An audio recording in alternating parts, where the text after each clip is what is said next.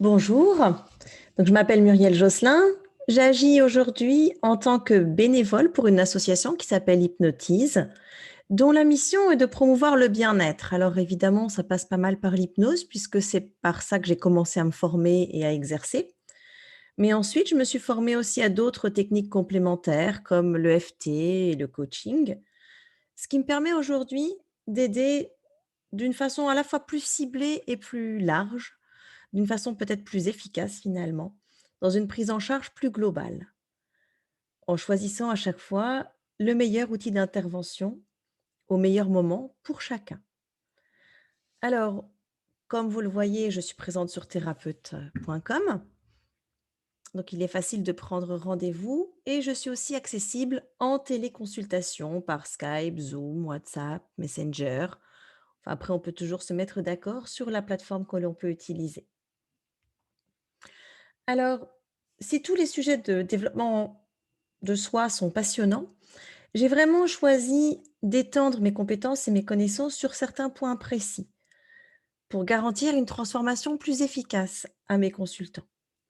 Alors aujourd'hui, je me centre essentiellement et j'accompagne vraiment avec succès des personnes qui souffrent de dépendance affective et qui souhaitent sortir de cette dépendance affective et qui souhaitent aussi, éventuellement même, sortir d'une relation d'emprise en utilisant 3 étapes clés: la compréhension, la libération et l'émancipation, et en travaillant sur 3 axes majeurs de travail: s'affranchir du besoin d'approbation et reconstruire une estime de soi.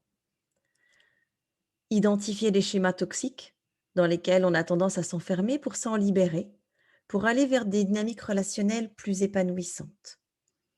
Et ensuite, développer aussi et maturer certaines compétences émotionnelles et relationnelles qui n'ont peut-être pas été développées dans l'enfance. J'accompagne aussi les gens, même par un programme aussi d'auto-coaching disponible en ligne, pour vraiment rebooster son estime de soi en 13 jours avec des exercices pratiques, des exercices simples à effectuer soi-même, tout en étant encadré. Alors, j'ai aussi une attention toute particulière que j'apporte aux étudiants qui préparent des échéances et qui souhaitent se préparer efficacement. Et je sais que là, en cette période de Covid, les étudiants sont nombreux à souffrir parce qu'ils ne peuvent même pas aller à l'université. Donc régulièrement, je fais des séances à distance, même parfois des séances de groupe, en particulier des séances de FT en ce moment, qui apportent un soulagement et qui permettent de reprendre le travail avec plus d'énergie, plus de confiance, plus d'enthousiasme. Et j'ai également un programme, pour développer le travail personnel, parce que ça, c'est ce qu'on va voir justement maintenant. Dans le positionnement que je choisis, il est vraiment important que le consultant fasse une part de travail.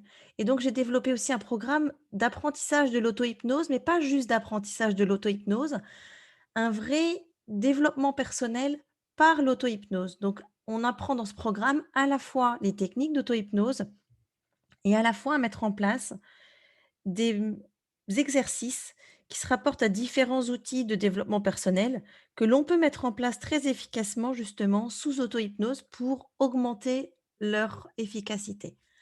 Parce que là, ce que l'on voit dans cette image qui réellement est une sorte de condensé de ma philosophie.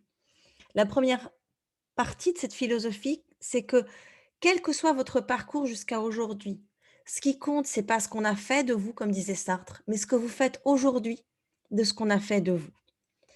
Et dans cette approche que j'ai, il y a vraiment l'importance d'être autonome, l'importance d'être dans la découverte, l'importance d'être dans la sécurité émotionnelle, à la fois quand on travaille sur soi et à la fois quand on vit au quotidien, l'importance de se connecter aux autres, l'importance d'être en interaction et toute la diversité pour s'épanouir pleinement.